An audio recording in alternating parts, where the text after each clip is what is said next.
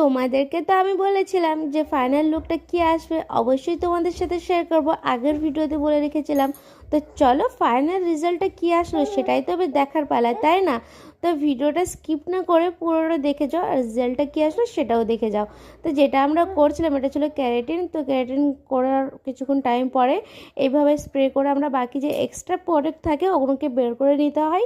আর চলো তোমাদের সাথে কিছু কথা বলি, যেটা হলো দেখো আমি জানি ইউটিউবে এখন অনেক দাদা ভাই দিদি ভাইরা ভিডিও করে।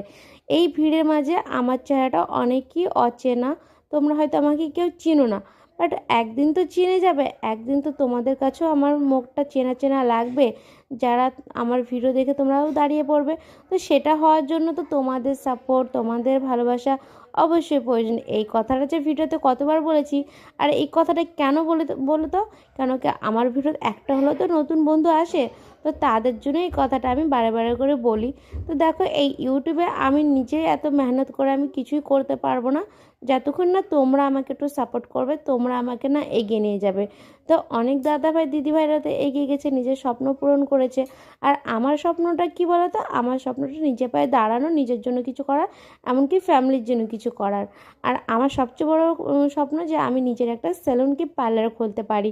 তো এইসব ছোটো ছোটো স্বপ্ন পূরণ করতেই এসেছি এখানে। বাট তোমাদের আশায় আছি, তোমরা যদি একটু এগিয়ে নিয়ে যাও তো অবশ্যই আমি এগিয়ে যাব। তো তোমাদের আমার এই ভিডিওগুলো ভালো লাগলে প্লিজ লাইক কমেন্ট করে সাবস্ক্রাইব করে আমার পাশে থেকো, আর আমাকে নতুন নতুন ভিডিও বানানোর জন্য একটু সাহায্য করো। কেন কি তোমাদের সাহায্য ছাড়া তো আমি একদমই অসহায়।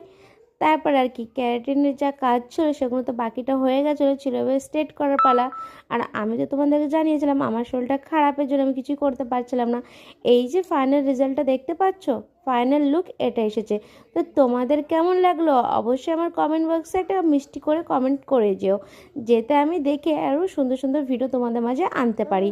তারপরে বাড়ি যাওয়ার টাইম হয়ে গেছিলো, তাই আমি হেড ওয়াশ করে নিয়েছি। এবার ওকে মানে আমি যেদিন হেড ওয়াশ করি সেদিন ও আমাকে করে দেয়, আর ও যেদিন করে আমি করে দিই।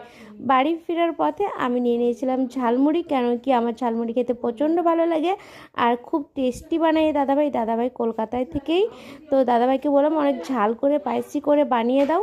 তা আমি তো ঝালমুড়ি খেতে থাকি। চলো তোমাদের এই ভিডিওটা কেমন লাগলো অবশ্যই কমেন্টে জানিয়ে যাও। দেখা হবে নতুন একটা ব্লগে, তাতে এখনো জন্য টাটা। তোমরা সকলে ভালো থেকো, সুস্থ থেকো, সকলকে প্রণাম জানাই, ছোটোদেরকে আমার ভালোবাসা। তো টাটা। সকলে কে কী করছো না করছো অবশ্যই কমেন্টে জানিও।